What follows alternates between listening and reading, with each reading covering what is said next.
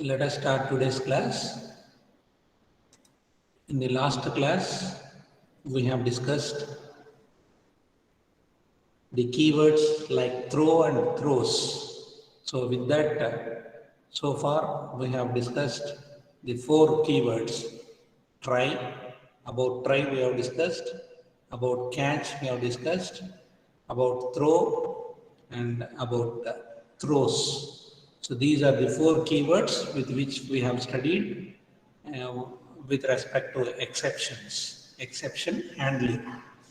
Now the last keyword which is also used to handle exceptions is finally keyword. So as we have already discussed on the finally keyword, so the block of code which has to be executed compulsorily after executing try and catch blocks, that code has to be placed in the finally block. So after try and catch block codes completes their execution, then the code which has to be executed compulsorily, that code or statements must be placed within the finally block. So the finally block is always executed. It is always used to perform housekeeping operations such as releasing the resources, closing the files that already opened, etc. That means the statement that put inside the finally block are executed compulsorily. It is always followed by the try-catch blocks. So the syntax for finally block is, in the program code you will have try block, catch block, then after try and catch blocks you will have finally block. So this is the syntax for finally block. So with this, all the 5 keywords which are used for handling exceptions. Try block. In the try block, we'll have to place the block of code which the user suspects that some statements may throw an exception. So such statements must be placed under try block. And any one statement in the try block, if it throws an exception, that has to be caught by the catch block. We have also studied about the throw. So manually, if you want to throw an exception without depending on the Java runtime system, you will have to use a throw keyword, and you can throw an exception explicitly by using the throw keyword. And the throws keyword is, suppose if you write some method and assume that that method may throw an exception, and the exception thrown by that method may not be handled by that method, then in that case, for the users, those who are going to use that particular method, to know what type of exceptions that method is going to throw, we have to specify that by using throws keyword. So while declaring the method itself, you will have to use throws and the type of exceptions that method is going to throw when it is going to be used by the other programmers. So that's how throws keyword can be used. And finally, keyword is, in the finally block, you will be putting all the program statements that are to be compulsorily executed after try and catch block. So such statements will be placed under finally block. So this is about all 5 keywords what are being used for handling exceptions. And the next topic is user-defined exceptions. So far we have studied about exceptions which are thrown by the Java runtime system, like IO exception, arithmetic exception. These are all predefined or built-in exceptions. Now, the user who is going to write a program can also define exceptions. So this can be done. So Java has rich set of built-in exceptions which can handle almost all the exceptions. If we want to create our own exceptions, Java provides a simple way to do so. This is possible by defining a subclass of exception superclass. So the exception is the subclass of throwable class from which it acquires the properties. So throwable class is the superclass, and all the IO exceptions, arithmetic exception, runtime exception, these are all subclasses of throwable. And whatever exception you are going to create by the user, that must be a subclass of this throwable class. Now let us take up a program which will be explaining about how the user can create an exception and how it produces the output. All those will be explained by the following program. Let us see this program. So here import java.util.star class name is no balance exception, and as I said, it must be a subclass of throwable. So exception is subclass of throwable, and we are extending the class no balance exception as the class name we are mentioning, and it has to be extended to the exception class using extends keyword. And this class has the constructor public no balance exception string problem. So for this constructor, the arguments are of type string and argument name is problem.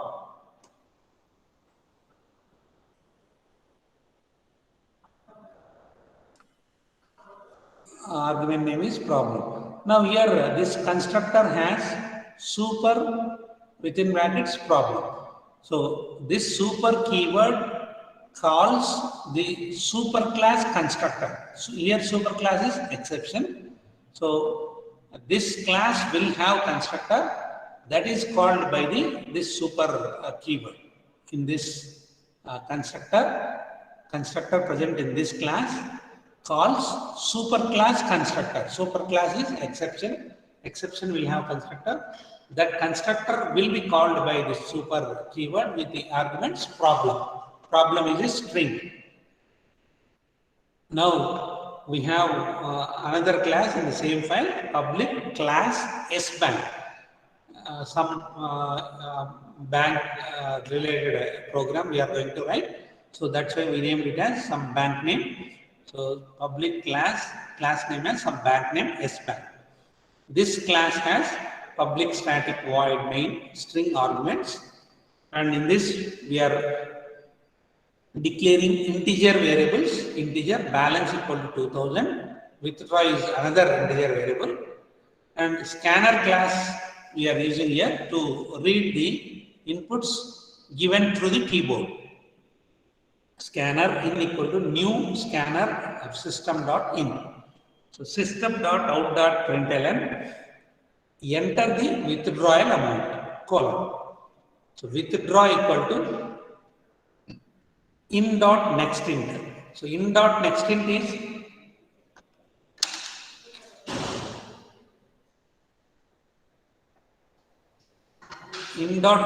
is a method which will be capturing the integer whatever you are typing in through keyboard to the withdraw integer variable.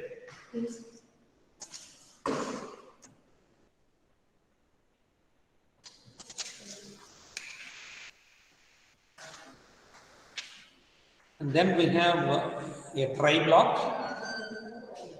So try block, if balance is less than withdraw, whatever you are going to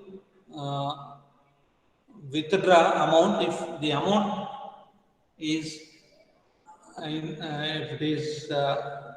if your balance present in the bank is less than the withdrawal amount, then it will throw an exception. No balance exception equal to new no balance exception within quotes, no balance please, throw in.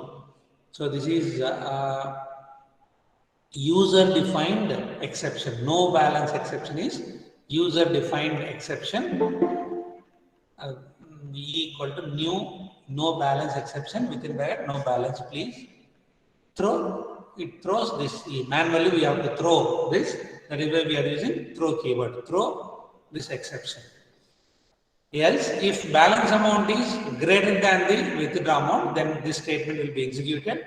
System.out.println, draw and enjoy, best wishes of the day. So when suppose if balance is less than withdraw, this manually it will throw an exception. Then program control will come to this point, catch block, and here the exception is, you will get out that the exception is new balance exception colon no balance please. That is the output you get if your withdraw amount is less than the balance.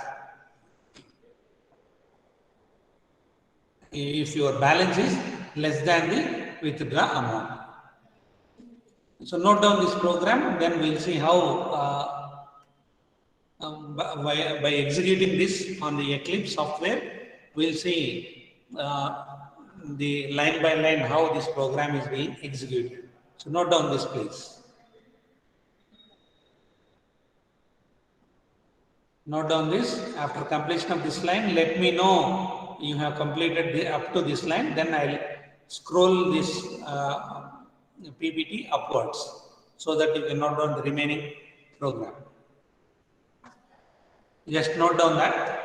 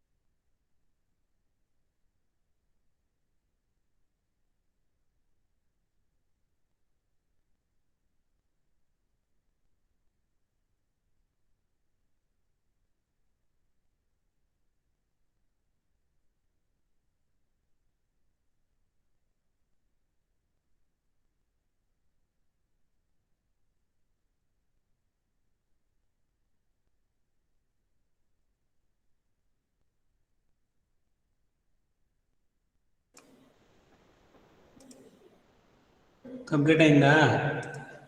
Yes sir.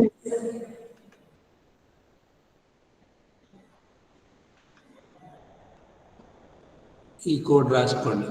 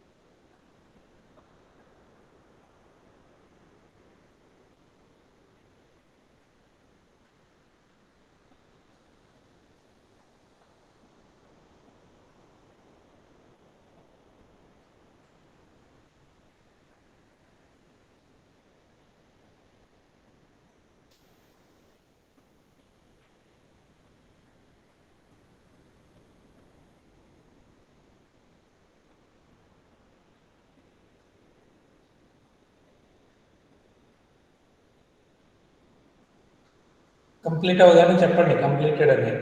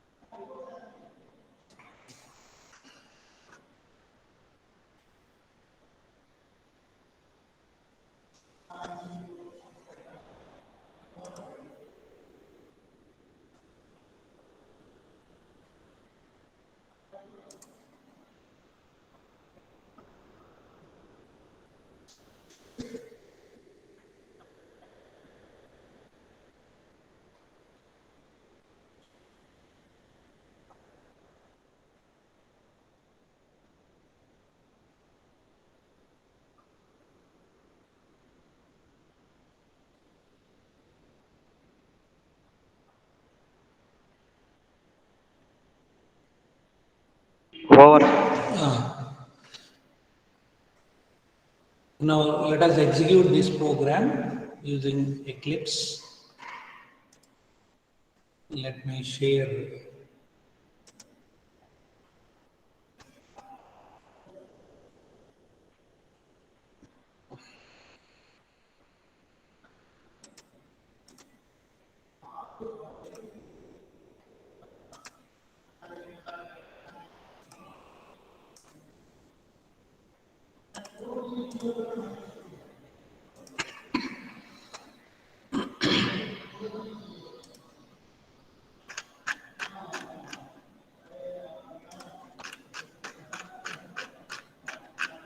Let us create file name as S bank, because class S bank has public static void main. So let us create file name as S bank.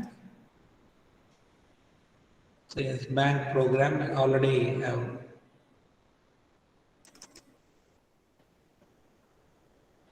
typed here. So this is the program what you have noted down just now.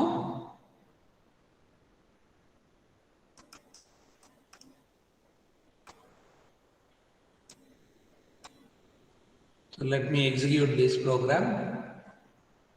So to run this program, ఇది కనపడుతుందమ్మా, ఈ screen కనపడుతుందా?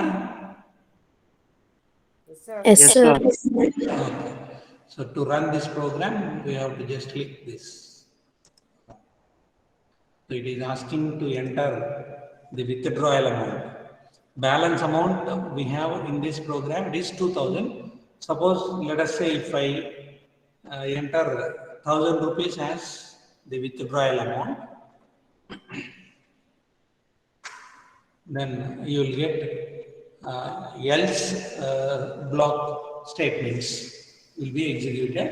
So it is draw and enjoy, best wishes of the day. Suppose if I run once again and if I enter the withdrawal amount more than the balance amount, suppose if I enter 3000, I have entered here, then this statement will be executed. So if balance is less than a withdrawal amount, so this will throw an exception and immediately the catch block control will go to the catch block. So this statement will be executed. The exception is colon.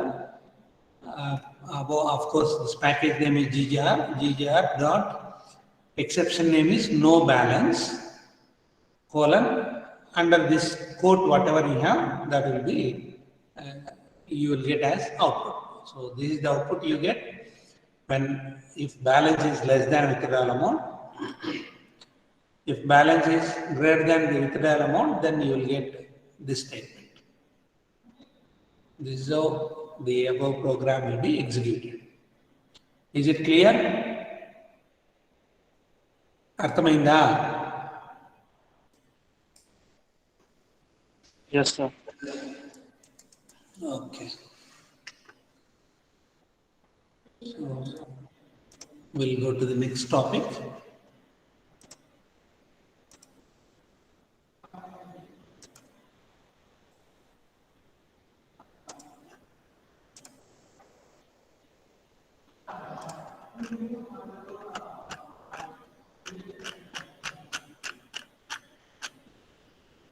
So the next topic is, so with this we have completed the first part of third unit. The second part is studying about a built-in package which is about java.io package.